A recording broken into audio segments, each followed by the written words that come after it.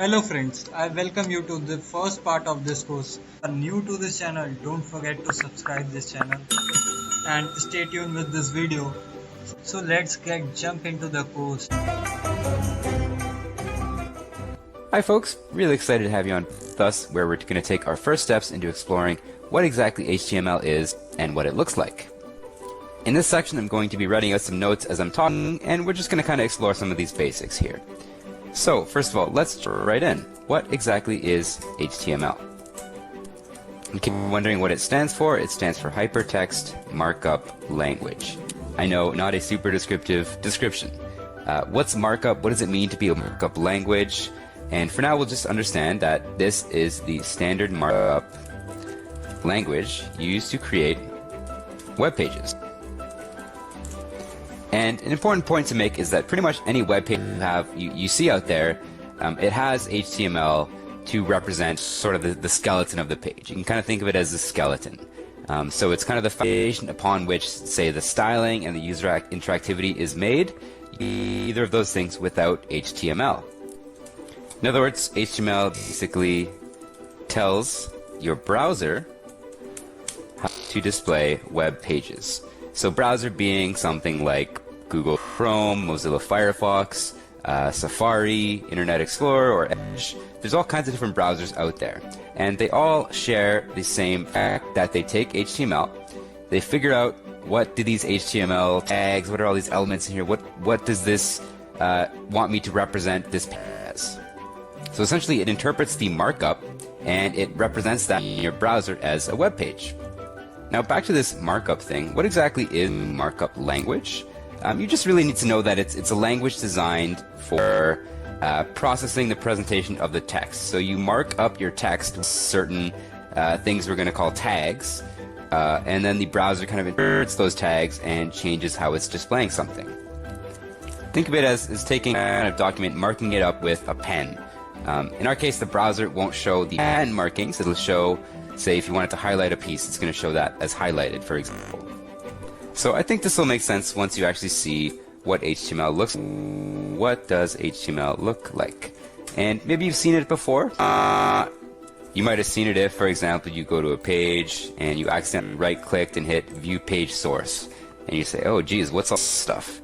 Well, this is, for the most part, HTML. You know, this is all HTML. This is styling stuff. That's not HTML. But down here, it continues on. This is all HTML. And you can kind of see that it's marked up in certain ways. We have this thing called a div, this thing called an h1, for example, and what HTML looks like. So it uses, I'll put an HTML here, HTML uses tags and elements to enclose different parts of the content. So what that's going to look like is, say you wanted to represent some text, and you wanted that text to be, you know, a paragraph of its own. What would that look like? Well, you would use this thing called a p tag. So here's what a tag looks like. You open it up with the angled bracket. I'll put it on the line below. You put in your tag name. In our case, it's going to be p for paragraph.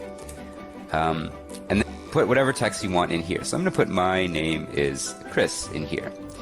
And then important thing to remember, for most of these tags, you do have to put a closing tag. So this text is kind of sandwiched between a closing p tag that looks like this. Notice it looks pretty similar except there's a slash in front of it. So everything here is contained within this p tag. This entire thing makes an HTML element.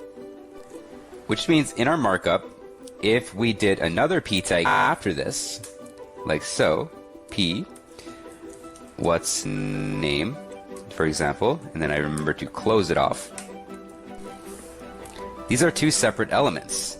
So this is one element, this is another element, and because these are in separate paragraph tags, they're not sit next to each other on the page. So this is one paragraph, and this denotes another paragraph. So once you kind of see it like that, it starts to make sense when we say it's a markup language. We're marking up what kind of looks like regular text, but we're marking it up with these tags to make them into elements. And then the browser will interpret that and represent it in a way that you are used to on a web page. So I'd say once you kind of get the hang of marking code in HTML, it does become pretty simple. There is a bit of a learning curve though. What I'm going to do next is I'm going to paste in just kind of some boilerplate HTML code that you'll see on pretty much any site. So here we go. Let's explore what some of these things are before we start writing some more HTML of our own. So you'll notice that pretty much any page you'll visit, if you do like what I did here, you can always right click. You can view the source of any page you go to. Here I'm just on example.com. You can always view the source. And you'll notice that every page always has certain elements. For example, every page needs to have this doc type HTML tag. Everyone needs to start with an HTML tag. It needs a head, then it has a bunch of stuff below that in the body, and then it closes those tags off at the end over there.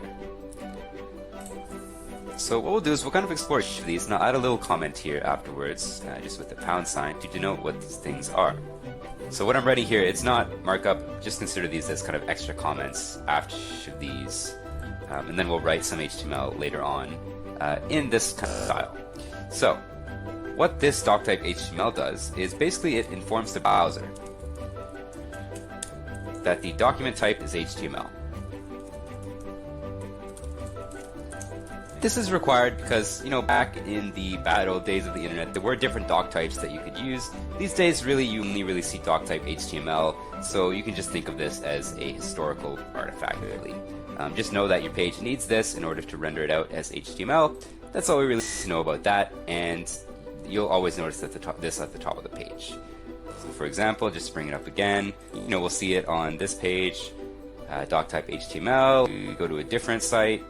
For example, here I am on google.ca. I can inspect or view the page source. In this code, it's kind of compressed, but we don't need to worry about that. I just wanted to bring your attention to this fact that we have doc type top. Right, and I can kind of zoom in, so you can see that a bit better. Doc type HTML up at the top. So it's just something that every page has and is required. Again, just to indicate to the browser to render it out as HTML. Next, we have this HTML piece. HTML will basically wrap all the content. So wraps all content on the page. Notice, just like with this P tag, our HTML, we have all of the content of our page, and then we close it. So that's what this HTML tag does. It just kind of wraps everything up in an HTML element. Again, this is just another thing that's required to get it to render out properly on the browser. And again, to bring our attention back to example.com, let's view the page source. Does this open with HTML? Yep, it sure does. It has some stuff, and then it closes at the very bottom. Notice that the order is important. So if this were closed off too early, say we open it here, then we close HTML immediately right here, for example, well, our page won't render properly. So it is important if you are kind of nesting your elements like this, and you see this plenty